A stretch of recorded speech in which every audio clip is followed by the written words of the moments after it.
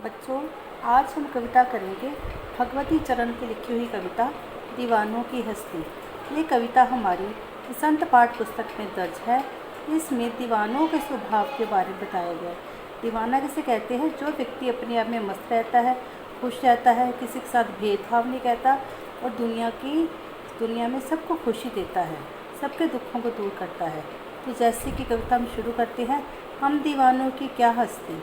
तो कवि कहता है कि हम दीवानों की क्या हस्ती है, हमारा क्या अस्तित्व है। आज यहाँ तो कल वहाँ चले, आज हम यहाँ पर हैं, इस स्थान पर हैं, तो कल हम यहाँ से कहीं और चले जाएंगे।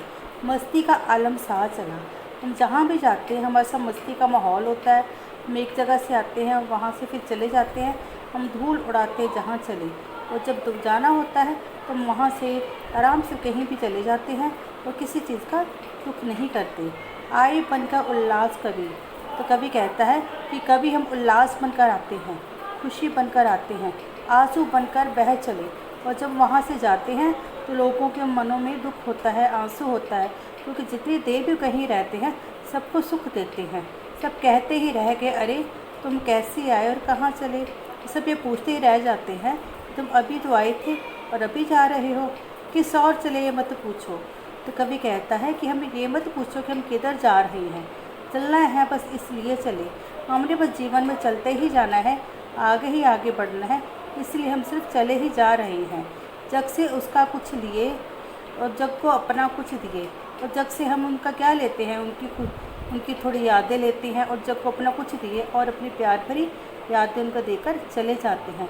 उनका दुनिया से और कोई वास्ता नहीं है, बस जहाँ भी जाते हैं सबको प्यार देते हैं, खुशी देते हैं और वहाँ से चले जाते हैं।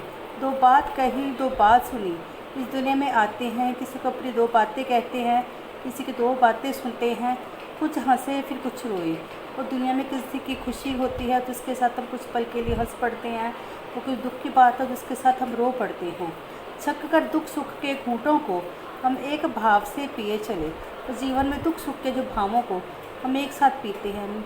इसका अर्थ है कि कवि को किसी के दुखों और सुखों से कोई भी ज़्यादा, दोनों को समभाव से ही ले रहे हैं, जो दुख हो जो सुख हो, क्योंकि दोनों ही एक ही साइकिल के दो पहिए हैं। ठीक है, तो जैसे सुख जीवन में आते रहते हैं वैसे ही दुख आते रहते हैं, तो दोनों को लेखक है वो समान भाव से लेकर चल रहा है।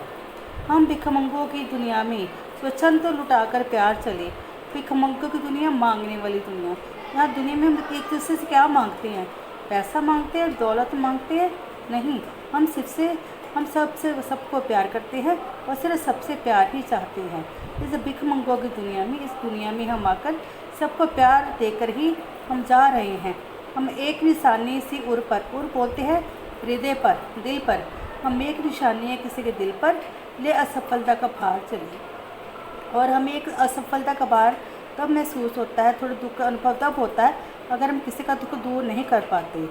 अब अपना और पराया क्या, अब इस दुनिया में आए हैं तो क्या अपना है क्या पराया है। सारी दुनिया लेखक के लिए, कवि के लिए एक समान है। आबाद नहीं रुकने वाला, मतलब सारे जो रह रहे हैं दुनिया में वो सभी आबाद रहे, सभी सुखी रहे। हम स्वयं बंद थे और स्वयं अपने बंधन तोड़ चले। हम दुनिया में खुद बंध कर आए थे और जब इस दुनिया से गए हैं तो सारे बंधन तोड़ चले हैं। इस लेखक का या कवि का इस कविता में यही बताया गया है कि दुनिया 4 दिन का मेला है। इस दुनिया में जब हम आते हैं तो हमें थोड़े दिन, जितने भी दिन यहाँ पर हैं, सबके साथ प्यार भरा व्यवहार करना चाहिए, किसी के साथ भेदभाव नहीं करना चाहिए और सबको खुशियाँ देनी चाहिए। ये कवि का भाव है और कवि का यही स्वभाव है, बेफिक्र स्वभाव है, सबको खुशी देने वाला, सबको प्रसन्नता देने वाला। और इसलिए जो कविता ये आपको करवाई गई दीवानों की हस्ती, हमें भी ऐसे ही कवि की तरह खुश दिल, दूसरों को सुख देने वाला बनना चाहिए। धन्यवाद।